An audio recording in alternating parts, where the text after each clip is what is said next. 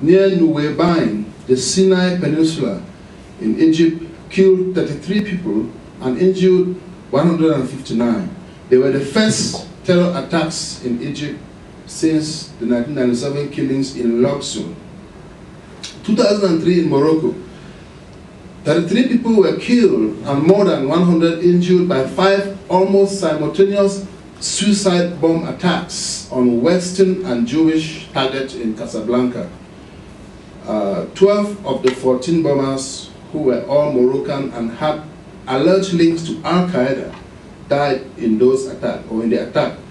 November 2002 in Kenya, this is Africa, a suicide car bomb exploded at an Israel-owned hotel in Mombasa, killing 3 Israelis and 10 Kenyans. Minutes earlier, a surface-to-air mixer had narrowly missed a plane flying to Tel Aviv from the nearby Moi Airport. Now, in April 2002, in Tunisia, 21 people were killed and more than 30 injured after a natural gas truck loaded with explosives was driven into the Griba synagogue on the Tunisian island of Djerba. 14 German tourists, 6 Tunisians, and 1 Frenchman died. Christian Kankaski, a German national and a Muslim convert, arrested at a French airport in 2002, is suspected of planning this attack.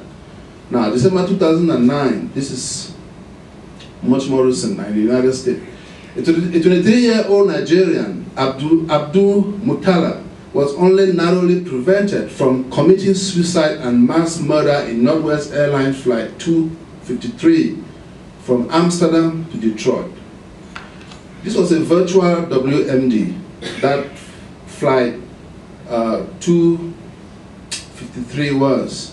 It had become a virtual weapon of mass destruction, and it's just by some element of chance that he didn't succeed in detonating that mechanism that he had in him. We will take an inner look into this particular case because it speaks much about the impact of the place of Africa vis-a-vis the global war against terror. Now, in August 1998, there were 2 almost simultaneous attacks in East Africa. These attacks were targeting the US embassies, one in Nairobi, capital of Kenya, and the other in Dar es Salaam, capital of Tanzania. The huge bombs exploded near the US embassies in Nairobi, Kenya, and Dar es Salaam, Tanzania, within minutes of each other. The blast killed 264 people and injured thousands. Now, the attacks were blamed on local supporters of Osama bin Laden and brought his name to international prominence for the first time. Now, in retaliation, the Clinton administration controversially hit a pharmaceutical factory in Sudan with cruise missiles, claiming the building was helping the Al-Qaeda leader to build chemical weapons. It later became clear that the event or the evidence for such a link was very, very weak. In fact, it will be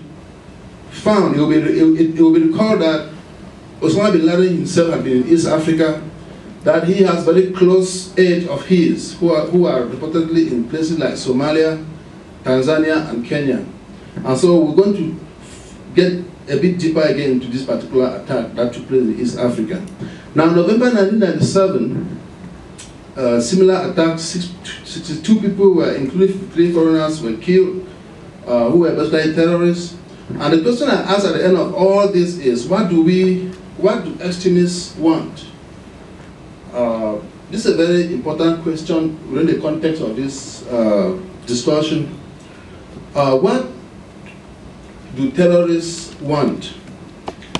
A generation ago, terrorists made their wishes very clear.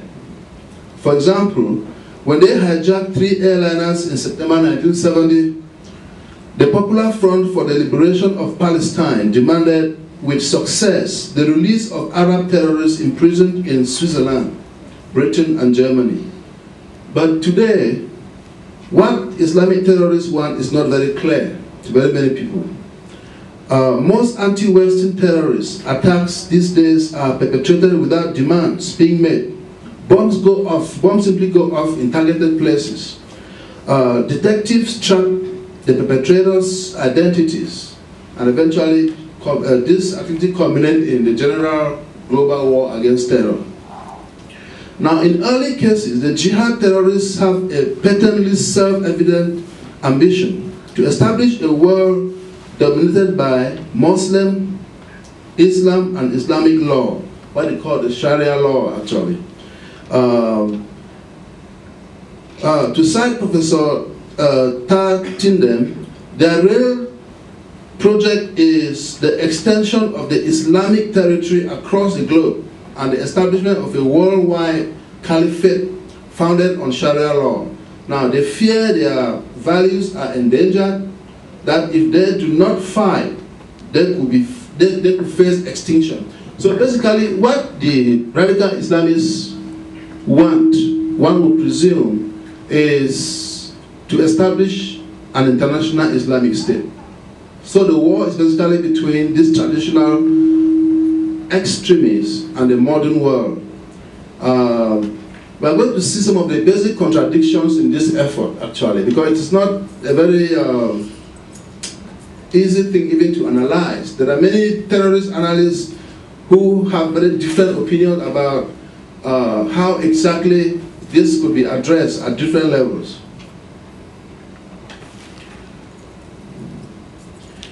Now, I'd like to revisit one of the most recent cases. I'm talking here about the Christmas Day bomber. This young 23-year-old Nigerian had a very interesting formative years. And you want to know that he came from a very rich background. I don't know if we are aware of this. Mutala came from a very high, upper middle class family in Nigeria. In fact, he went to a British college in Lome, in Togo. And from there, he left for London, where he attended the London College. And while in London, he was the president of the Islamic Society, Islamic Student Society there in London. So he had grown in wealth compared to other peers of his at different levels. And so there's somebody who has done extensive research on his growth and his inclination toward Islam. He's gone to some website and got some posting that he did prior to the Christmas Day event, or the Christmas Day attempted bombing that he orchestrated. One of the things that he says, I would like to quote here, is this. On February 20, 2005, he responded to a topic on fantasies as follows. I'm quoting him right here. All right, I won't go into too much detail about my fantasy, but basically they are jihad fantasists. I imagine how the great jihad will take place, how the Muslims will win what he calls Anshi Allah. That's in Islam, that will mean God willing, and rule the whole world and establish the greatest empire on earth. Now, his formative journey is traced from the British school, like I said, back in Lome, but his postings to the online forum, which usually offered advice on questions posed by other forum members, but occasionally aired his own personal dilemma, actually. This posting ranged from theology to sex and from politics to football. Right? His 310 postings are among the most illuminating primary source material emanating from the convolution of war on terror in recent years. A careful and collective reading of this remarkable stream of consciousness takes us inside the mind of a young man on the path to ever greater extremism and violence. In another posting, this was in 2006, this is what he said. First of all, I have no friend. This is the guy saying that he has no friend. The last thing I want to talk about is my dilemma between liberalism and extremism. The prophet said, religion is easy, and anyone who tries to overburden themselves will find it hard and will not be able to continue. So anytime I relax, I deviate sometimes, and then when I strive hard I get tired of what I am doing, memorizing the Quran here would be what he means. Because he spent most of his time always reading the Quran. He would socialize with his friends. In his student days in Lome, in Togo, back in Africa, he went to a British college in Lome, in Togo, in Africa. He wouldn't go out with friends. While a student in London, he was referred to as a Pope. He had a nickname, they called him the Pope, because he was too reserved, always meditating, always moving around with his Quran. And this is what probably indoctrinated him to radical Islamist philosophy somehow. The next little thing we want to go a bit deeper on will be the roots of the 1998 twin bombing in East Africa. This has to do with the US embassies in Dar es Salaam, Tanzania, and the embassy in Nairobi in Kenya. Now, in 1993, individuals associated with Bin Laden moved to East Africa, where they joined non-profit organizations. One of the key strategies that the radical Islamists use is to come to a society, join non-profit organizations, and try to help the poor. And they are very good. They were very good at that. This is what they actually said. The instigators, or those who conceived the twin bombing, actually did. They came to East Africa, settled in the community in Dar es Salaam, settled in the community in Nairobi, help people, create a non-profit to help people.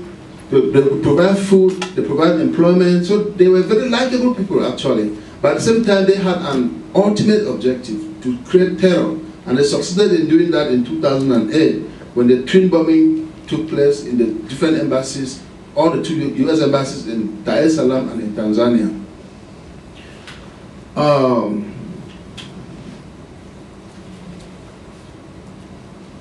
I'd like to talk at this time about the inherent contradiction that is associated with the war against terror.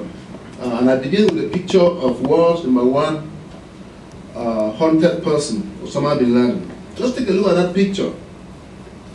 Let's see here. Let's start with this one, actually. The one that this is the speech or the message he gave a few weeks after 9/11.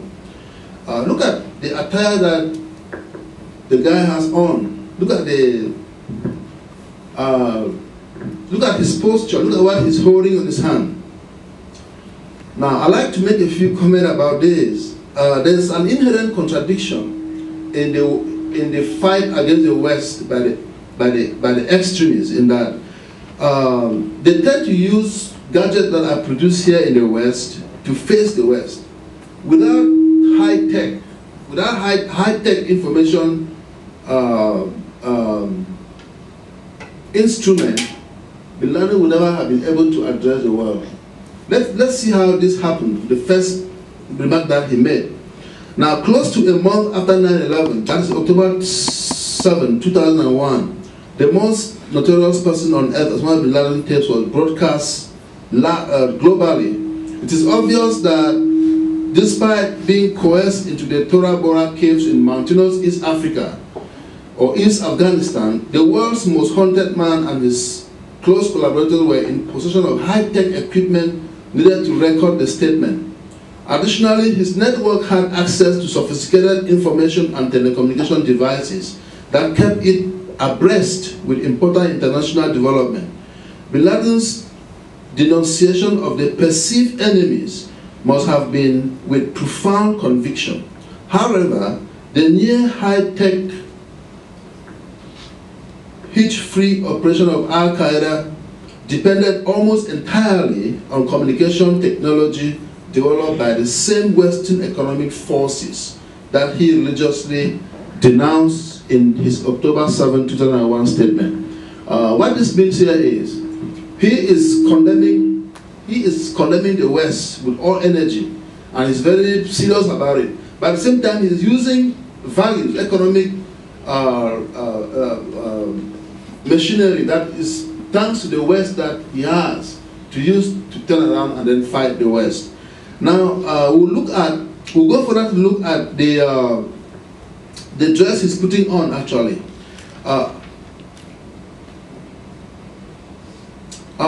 look at the sophisticated chain